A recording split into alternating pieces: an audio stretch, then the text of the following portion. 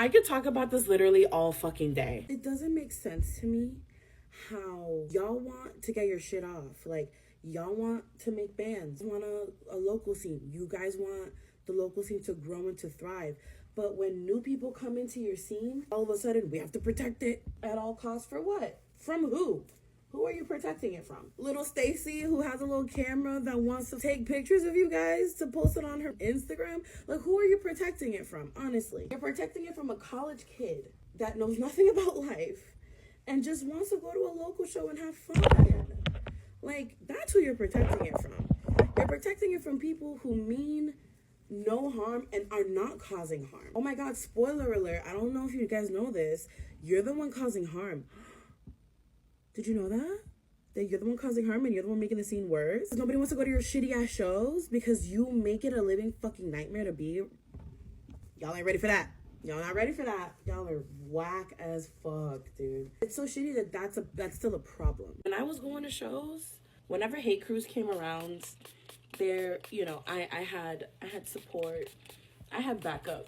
You know, we all came together as a legitimate local scene community, fight against these stupid ass people that were, you know, making the scene unenjoyable. But the issue is, I guess for me now, is that because I'm in a new area, I don't know, I'm in a new area. I don't know what's safe to go to, and I'm realizing now, especially after the experience that I had going to local shows, I can't just explore like local shows however the fuck I want. And there was obviously no way of me knowing that, you know, this was a hate crew show unless I went. Again, it's just sad that there's still hate crews that come in, terrorize people, and like like these people think they're actual gang members or something. Like, they think they have like actual affiliations. They think that their little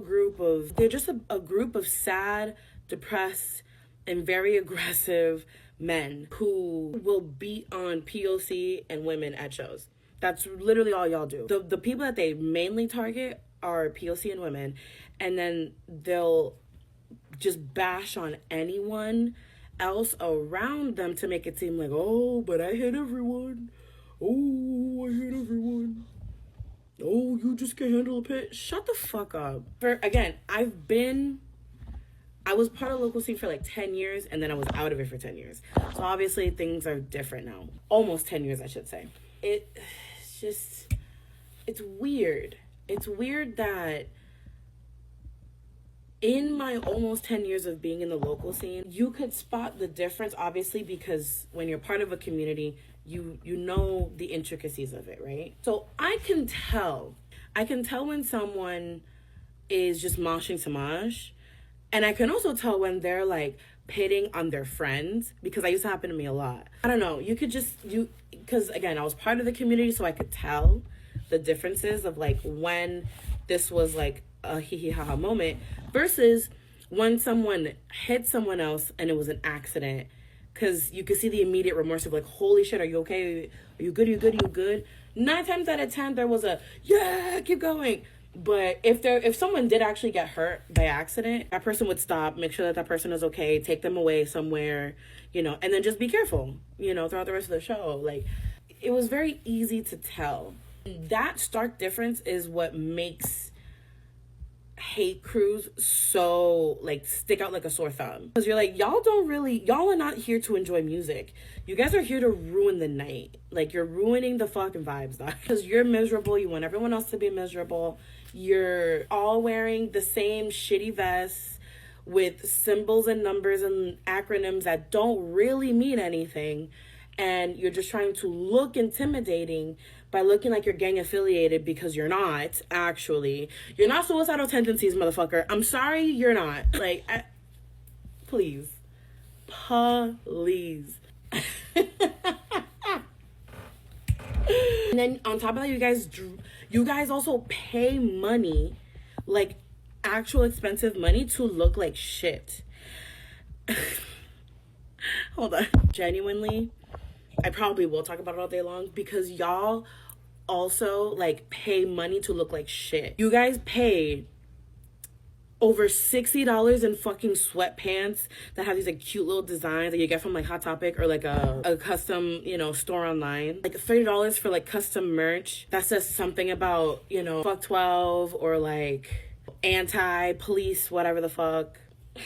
Like, you guys do so much to try to be edgy. You guys pay all this money for a hoodie that still looks like shit, but was so expensive. I know that shit was expensive and it still looks ugly. Because listen, girly pop, I know. I have paid $40 for expensive merch from local bands because I wanted to support the scene. So I know that shit was expensive for you. And you still look like shit. And like, that's kind of the whole point. The ripped jeans, like you get the mom jean ripped jeans that don't look good on you. Like you could tell it's like store-bought ripped jeans and not real ripped jeans. It's so ugly. And then y'all wear the same vest to look united, and oh god. You guys wear symbols that you don't even know what they represent. You guys wear the same acronyms and y'all rep the same numbers, and it's like, y'all really want to be about something and you're not. And it's so cute. Honestly, it's really cute that you think that, you know, you're doing something. It's really cute. But it's also not cute. You go through all of that. You find a new person that goes to your local scene that just wants to have fun. And then you terrorize the fuck out of them and you target them by hitting someone in front of them or getting close to them but not hit them. So you're using intimidation tactics. And it's obvious that that's what you're doing, and you're not trying to talk to them to get to know them either. You have enough courage to intimidate someone, right? But you also know that if you don't actually hit them, you just intimidate them, charges can't be pressed against you, you can't get in trouble for anything. You take the easy way out. You take the scary route so that way you don't actually get in trouble. That is the most bullshit behavior I've ever seen in my fucking life, which is how I know y'all really not about shit at all. Even though you're all bark no bite, you will bark to intimidate. You know what I'm saying? There's a lot of tension, hostility, and if that's what you want to do, go ahead, do that with your shitty friends over there that aren't amounting to anything in life. Vaya con Dios, bro. I don't give a fuck. Me, on the other hand, I'm gonna turn up over here with my friends. Like, we're gonna have a good silly goofy time over here. Like, if you want to be miserable with your fuck ass friends that don't give a fuck about you, like, y'all don't give a fuck about anything. That's crazy to me. And that's what you do for years and years on end. That's crazy. Could never be me. Honestly, could never be me. I missed going to local shows specifically. Like, thinking back at how when I couldn't afford to go to like a big concert, I would make up for it by going to a lot of local shows because I just love live music. And I love seeing people, you know, just like get their shit off. I love having a good time. I love meeting new people. And I'm like literally in a room full of people who also love live music. It's like we get to get our shit off as well. Like, we get to talk about the music that we like. It's like I get to experience someone express their like whole raw, real, you know, emotions, or just like do a gimmick, whatever is like on their heart to fucking do, whatever. I get to see someone's self-expression in a very particular way. I don't know, it just feels, it's nice when you like resonate with a band or resonate with the music. It's literally this person that you don't know putting words to a feeling that you have felt for X amount of time. That in itself is so cathartic. And then seeing it live adds another layer to it. I love that feeling. And I love the feeling of finding new artists that, you know, sound great, that I resonate with. I'm like, I love that shit. And I hate when that gets ruined by people. I hate that that was ruined for me personally, because let me put on some fucking lashes while I'm here. I find it sad because I was able to explore more, to get that cathartic experience, and also be in a place where everyone was just trying to find community. Mind you, I was also very, you know, anxious and awkward. So were my communication skills kind of off? Maybe. Yes. But still, it was like it was just fun. And it was like my playground. It was also a way for me to practice communication. It meant so much to me to be in the local scene. It meant that I was able to practice communication, find community. I was able to have those cathartic experiences and see other people, you know, share their self-expression and joy or tension or hatred or whatever the fuck. Like, I was able to see their raw, real experiences through the live music.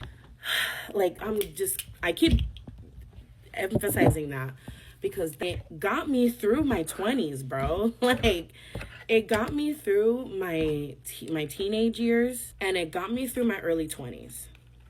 It got me through my mid-20s because I was not well.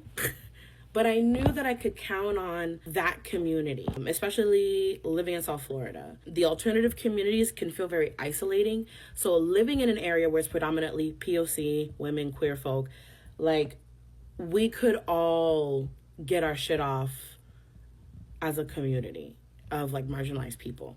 So that had an added layer to it too. What makes me sad is that I felt like because I had a call out years ago go south and barely anyone believed me on the call out. I was calling out a really, like, prominent person in the scene. Things became a not safe space for me when that's all it was for me, was a safe space. I don't know if it was safe, but it was a space that I was allowed to be in, and that got taken away from me because people decided to not believe me when I came out with my truth about this person who was not only abusing me, but many other people that were also minors. And I felt helpless at that time and not being able to do anything about it because I was in the same fucking boat, bitch. You and me, we twinning, unfortunately. So back then, it felt like the scene was taken away from me, for real. I couldn't go to local shows in peace. I couldn't discover new bands like I used to. I couldn't go to shows by myself. I just didn't feel safe. Like, what if they key my car? What if, like, I was always anxious going to shows. I felt like the space that I used as a playground, as practice to communicate, as community forming, even with all the bullshit that was going on, because South Florida scene has some bullshit, but, you know, it was also some place that I was allowed to be in. And I never really recovered from that, to be completely honest with you. Not me getting emotional. Not me about to cry, but it's just, it sucks that I felt that unsafe at shows that I had to just leave. I had to stop going to shows. There were people who believed me, and friends of those bands invited me with open arms at their shows. So that was nice. And I still have them online till this day, which is really, really pleasant to have. But it sucks that now, all these years later, I go back, and one of the first shows I go to, but, like, on my own, like, exploring new bands and shows by myself, ends up being a Hate Crew show. And it just solidifies the idea that this scene doesn't really want me, for real. If I try to, it's not safe for me to go exploring out in the woods, right? That's how the scene feels now. It feels like the woods. And it feels like your parents who are like, don't go by yourself, don't go in there at all, it's not safe. Like, that's what it feels like. And it's just disheartening because this place, this community that was held very near and dear to my heart, that I always used to be able to fall back on, that was taken away from me at first, I felt like, well, I'm in a new city where nobody knows me, nobody knows of my past here, and I'm able to restart a whole new life. Change my name, like, move to a new city, new town, like, fuck it, who cares, you know?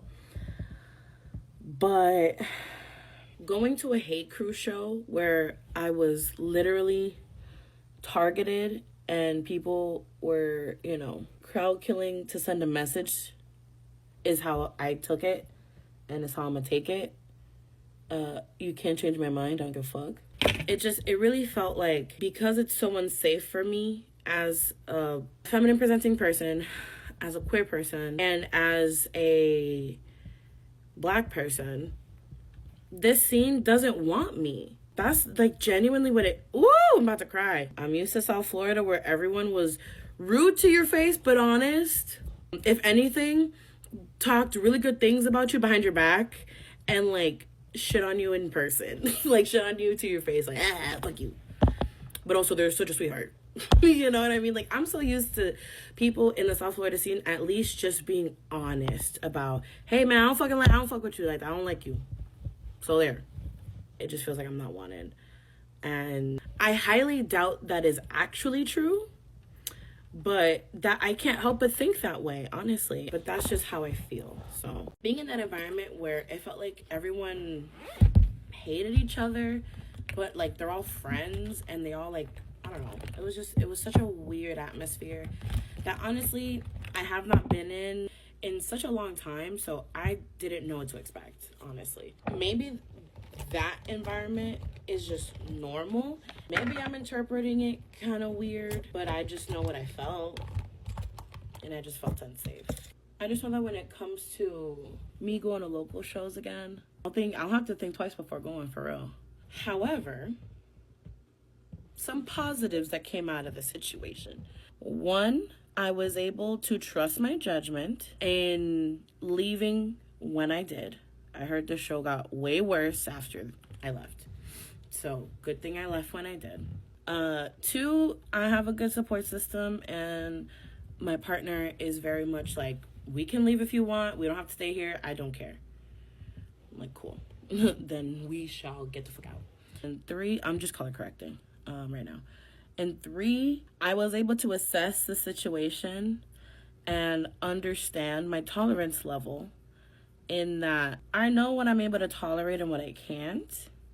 And I'm not judging myself in that moment. Well, no, in the moment I did judge myself. I did a little bit.